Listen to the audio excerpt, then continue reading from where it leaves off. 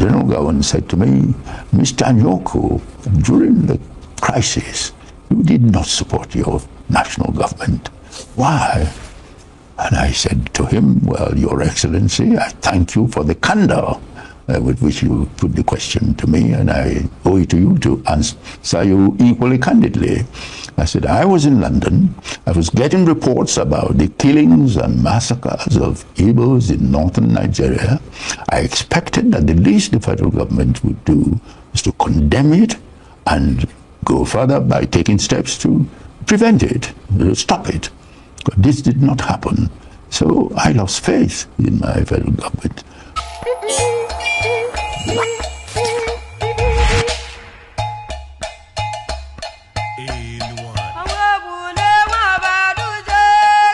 There is a particular kind of courage that history rarely celebrates loudly enough. The courage not of battlefield, but of conscience. The courage to stand for the truth when power demands your silence. The courage to remain loyal to your people when the world is watching and powerful men are threatening your career and your future. Today, on this platform of Enuane Cultural Forum, we celebrate a man who embodied that quiet, enduring courage. Chief Emeka Anyaoku, Grand Commander of the Order of the Niger, Knight, Grand Cross of the Royal Victorian Order, Commander of the Federal Republic, the first African to head the Commonwealth. I understand that between 1968 and 1969, there was a campaign by the military government of General Gowon to recall you from the Commonwealth, saying you were not a suitable Nigerian nominee, because obviously you were technically on the opposite side of, I mean, in terms of your ethnicity, you were from the other side. And in effect, they were anxious about your loyalty to Nigeria. But the Commonwealth ignored that request. Well, the Commonwealth Secretary-General took a principled position that all the Commonwealth staff in the Secretariat owed a collective allegiance to all the Commonwealth countries and not to individual member countries of the Commonwealth. And this was a result of the fact that during the crisis, all Foreign Service officers of Igbo extraction were required to take oath of allegiance to the federal government. And I found it a little difficult to do so because I said that the federal government had not protected the Igbos in northern Nigeria, and the pogrom had taken place, and all that. And so the government in Lagos quite rightly said that if I couldn't take an oath of allegiance to the federal government, they no longer trusted me completely. The Secretary-General took what I described as a principled position, and in the end, I was allowed to stay in the Commonwealth Secretariat. Chief Emeka Anyaoku was born on January 18, 1933, in Obosi, a proud town in what is today Idemili North local government area of Anambra State, deep in the heart of Igbo civilization. His excitement at Nigeria's independence in 1960 was genuine and profound, and he took an active part in the push for that independence from Britain. He studied the classics at University College, Ibadan, graduating with a University of London honours degree in 1959. He was the SUG president of the University College of Ibadan in 1958 to 1959. A man shaped by both African tradition and the finest Western intellectual formation. He joined the Commonwealth Development Corporation in 1959 after his graduation, where he served as a member of Nigeria's permanent mission to the United Nations from 1963 to 1966. And when the Commonwealth Secretariat was established, he joined it in 1966 as Assistant Director of International Affairs. Here was a young Igbo man rising swiftly through one of the most prestigious diplomatic institutions in the world. But the test of character was about to come, not in a boardroom, but in the fire of civil war. In the year 1967, Nigeria descended into one of Africa's most devastating civil wars. The federal military government, led by General Yakubu Gowon, launched a military campaign to crush the breakaway Republic of Biafra, proclaimed by Igbo-led Eastern Region under the leadership of Colonel Chief Emeka Anyaoku. What followed was 3 years of bombardment, blockade, and famine that left an estimated 3 million Igbo people dead. The majority of them, Igbo civilians, many of them children, starving under a federal blockade deliberately designed to force surrender.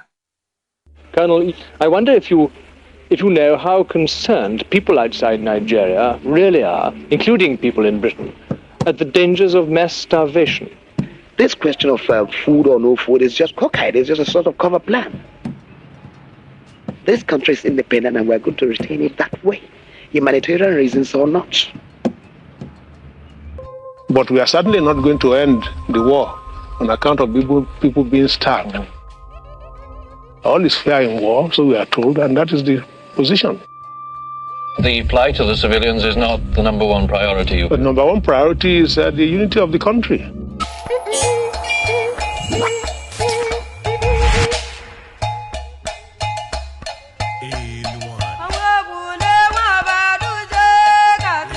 But then, Emeka Anyaoku was, at that moment, a senior official of the Commonwealth Secretariat in London. He was Igbo, his people were dying, and the federal government of Nigeria, a member of the Commonwealth, expected him to remain silent, or, even better, to pledge his allegiance to Nigeria. Listen to him.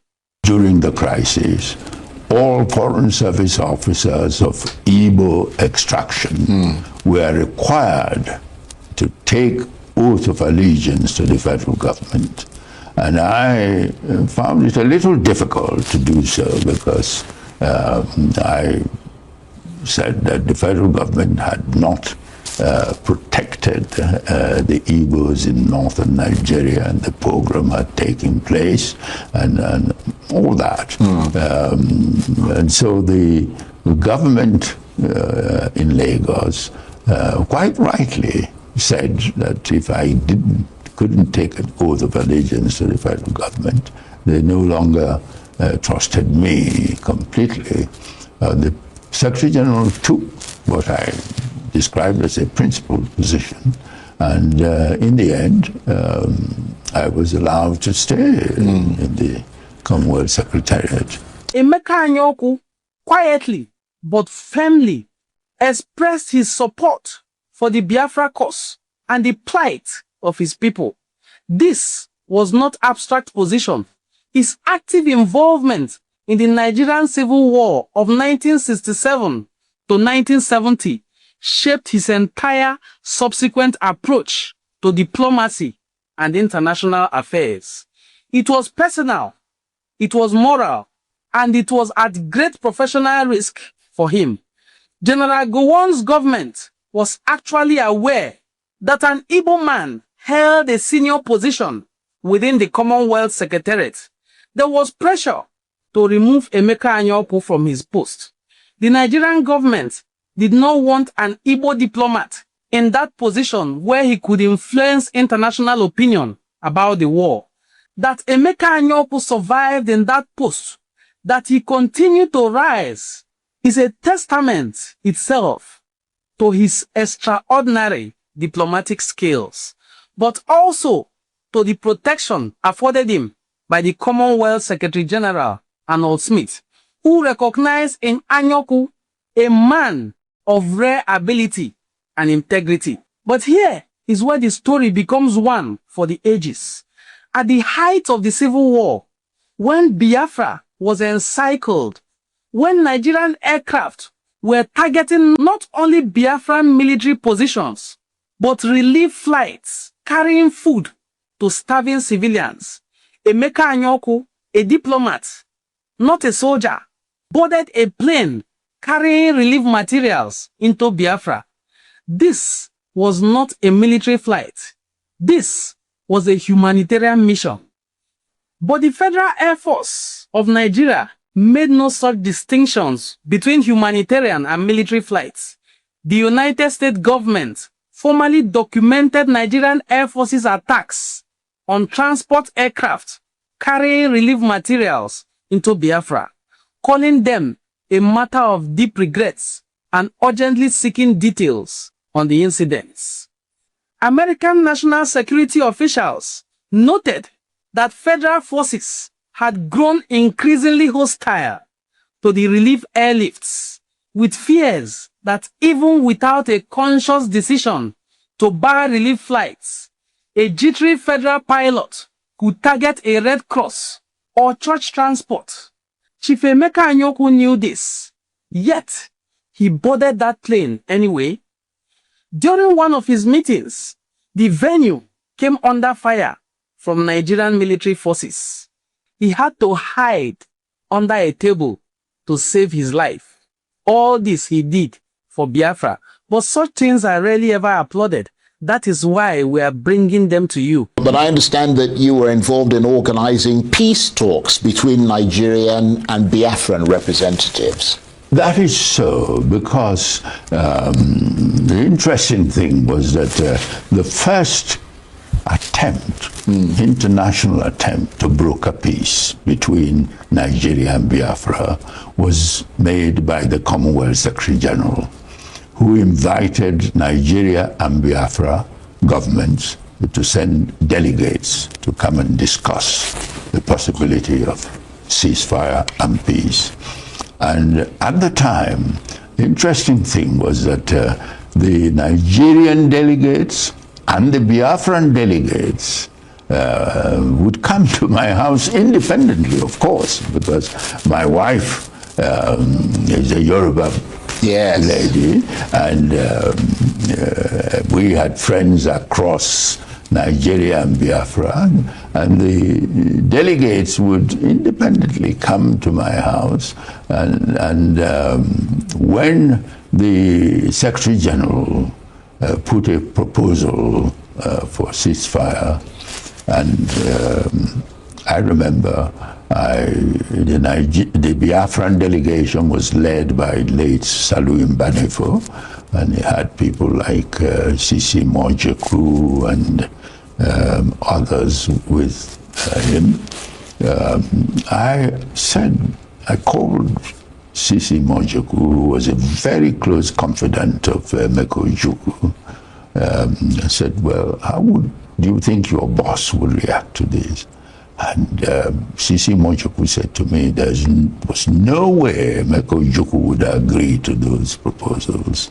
And I said, well, in which case, Emeka and I are friends. I would like to go and talk to him. He said, well, you probably are the only person who could talk to him about that. So in the middle of the Civil War, I went to Biafra. Yes, I read that. Fascinating. I went on one of the Mercy flights from Amsterdam to Lisbon and Sao Tome to Uli Airport. It was a very hair-raising experience for me. I could imagine. Yes, I remember when I told the Secretary General that I would like to go and see Emeka Ojukwu and talk to him about this proposal.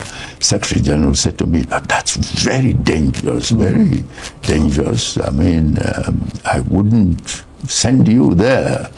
But if you decide to go on your own, that's your own decision. And I said, yes. And so I did go, and I did have a chat with Emeka Ojukwu. But it was, as you said, a hair-raising experience, because I hair-raising. understand you came under attack and stuff. Of course, when we were coming, the aircraft in which I traveled when we were coming to land at Uli Airport, the lights were switched off. And suddenly the lights on the ground came on and we could see that. And we landed at midnight, and immediately we landed, the lights went off. So we taxied in total darkness. And when, after 3 days, I returned to London, it was also equally hair-raising because I returned by way of Gabon in an aircraft that had no seats because the aircraft was... So a relief plane, basically. Yes. Amazing. It was, yes. And I read somewhere that you had to duck under tables or something because you came under fire. My first morning in Umuahia, I was talking with the Biafran foreign minister then, Matthew Mbu, and his permanent secretary, Onyebula, Godwin Onyebula. Then all of a sudden, the Nigerian Air Force bombers flying overhead, obviously bombing areas in Biafra, and we had to duck under the table. He narrowly escaped with his life. Let that settle in for a moment. Think about it. Here was a man who could have stayed safely in London, who had every career incentive to remain neutral, who was being watched by Nigerian government that wanted him removed at all costs. And yet, he got on a relief plane that had no seat in a war zone to see for himself what was being done to his people and to stand in solidarity with the people who were dying. He landed in Oli to set up a meeting with Chukwu Emeka Ojukwu. That was not just courage, that was character. The war ended in January 1970 with Biafra's surrender. Nigeria declared no victor, no vanquished, but the wounds ran deep. And for Chukwu Emeka Anyaoku, the lessons of that war, that the lives of ordinary people must never be sacrificed on the altar of geopolitical convenience, would animate every year of his subsequent career. He rose steadily through the Commonwealth Secretariat. By 1975, he was Assistant Secretary-General. In 1977, Commonwealth government elected him Deputy Secretary-General with responsibility for international affairs and the Secretariat's administration. In 1983, he briefly returned to Nigeria as a Minister of Foreign Affairs under the leadership of Shehu Shagari. But on the military overthrow of that government, he returned to the Commonwealth Secretariat again as Deputy Secretary-General. In 1989, he was elected the third Commonwealth Secretary-General, a position he held until the year 2000. Chief Emeka Anyaoku was the first African to hold that prestigious position. And what exactly did he do with it? I've seen a lot of comments in my Facebook posts asking, what did Emeka Anyaoku do for Ndibo? Why did I personally say that I regard him as one of the greatest Igbo men alive? Emeka Anyaoku used that position to dismantle the apartheid in South Africa. He used it to support democratic transition across Africa, including Nigeria.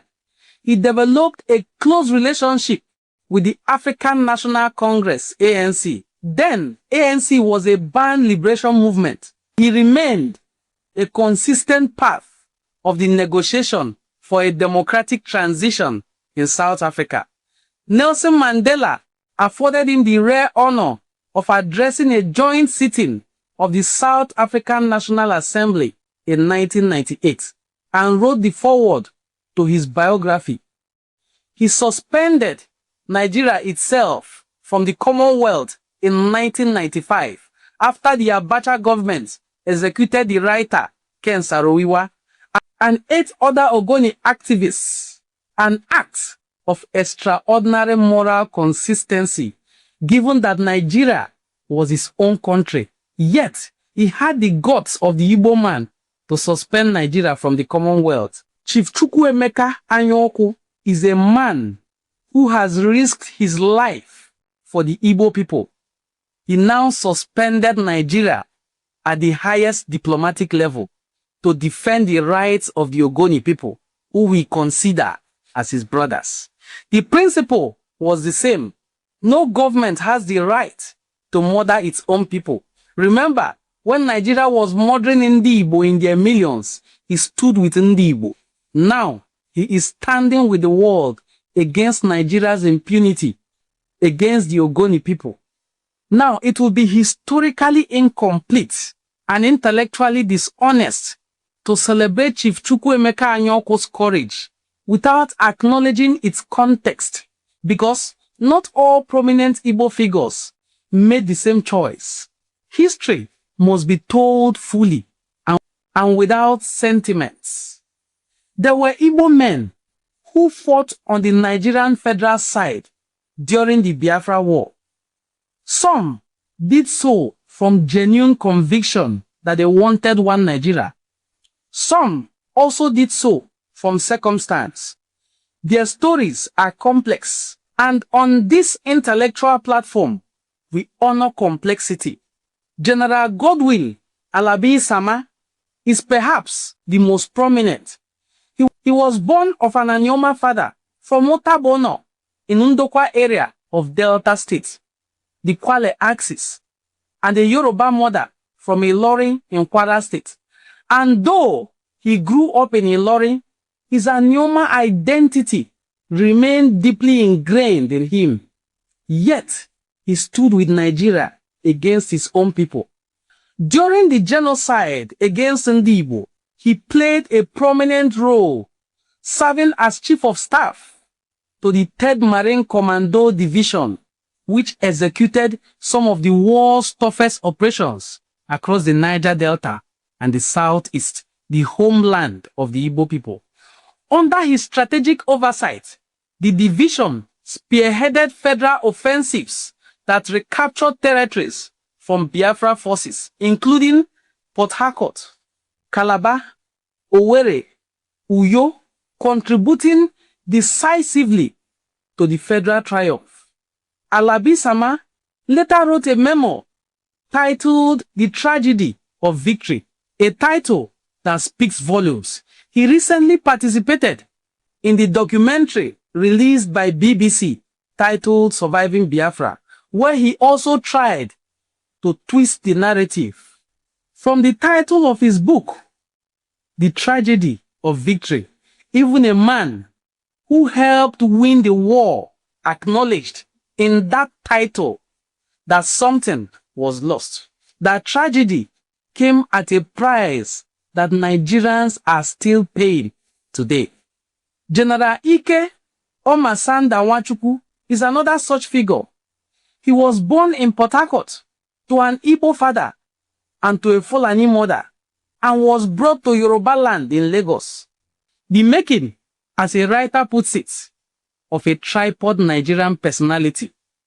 He has severally, by himself, explained that his decision to fight for Nigeria was shaped by both ideology and identity, and his upbringing made the separation of the country deeply uncomfortable for him. He fought under Lieutenant Colonel Murtala Mohammed's division, the same division that orchestrated the massacre in Asaba. He rose to become a company commander. General Ike Nwachukwu later became the first Igbo man to rise to the rank of Major General after the Civil War. And twice he served as Nigeria's Minister of External Affairs. What about people like Anthony Ukwa-Biasika, who was also using the media to fight the war against his own people, telling the world that the concept of genocide was, in quote, a propaganda, and there was nothing of such, and that he said he was speaking like an Igbo man. For these men, their loyalties during the war were genuinely divided and tilted towards the enemy. But what we observe and what history demands we note is the difference in choice. Alabi Sama, Ike Nwachukwu, Anthony Obiaseka chose institutional loyalty to Nigeria. Chief Emeka Anyaoku chose his own people. He chose loyalty to his own blood. And that manner of courage, that manner of sacrifice, when it is not convenient, is rarely ever talked about. Chief Emeka Anyaoku chose moral loyalty to his people, while still operating within an international institution, never advocating violence against his people, but refusing to pretend that what was happening to Igbo civilians was acceptable. He said no, enough, when it was time to say no. One man chose career safety, another chose a relief plane into a war zone to save his own people, even if it's to have a talk with Chukwu Emeka Odumegwu Chukwu at the time. Today, Chief Chukwu Emeka Anyaoku is 93 years old, nearly his 10th decade of life. He remains active, engaged, and deeply committed to the future of Nigeria, the Igbo people, Africa, and the world at large. He has served as international president of the Worldwide Fund for Nature, chairman of the Presidential Advisory Council on Foreign Affairs, and as a trustee of the British Museum in London. He holds the highest civilian honors of multiple nations. He remains a traditional chief in Igbo land in his hometown of Obosi in Anambra State, where he is the Ichie Adazie of Obosi. But above all titles and honors, what matters most, what must be recorded clearly on this platform, is that one, when the hour of maximum darkness came up for the Igbo people, Chief Chukwu Emeka Anyaoku did not look the other way. He did not calculate. He did not preserve himself first at the expense of his own conscience or his own people. He got on the plane into a war zone and nearly died doing so. And then, in the years that followed, he used every diplomatic tool available to him to build a more just world, not just Nigeria, for South Africans under apartheid, for Nigerians under military dictatorship, for small nations with no voice at the table of the powerful. He is, in the truest sense, the conscience of his own generation. On behalf of Enuane Cultural Forum, a platform built on intellectual honesty, cultural pride, and the fearless pursuit of truth, we salute Chief Chukwu Emeka Anyaoku, a son of Obosi, a child of Igbo land, a servant of Africa, and a citizen of the world. Dalo, Ogadene Emma, may your name endure, and may people learn from the sacrifices you made for your people. Just as we have taken time to shame valiance, the same way we take out today to celebrate you, Chief Chukwu Emeka Anyaoku. May the Almighty God, may the gods of Igbo land bless you and also uplift your children so that we can also hear their voices. Dalone, thanks for watching this documentary. If you watched up to this moment, kindly hit the subscribe button if this is the first time you're coming across our videos. I will see you in my subsequent videos. Bye!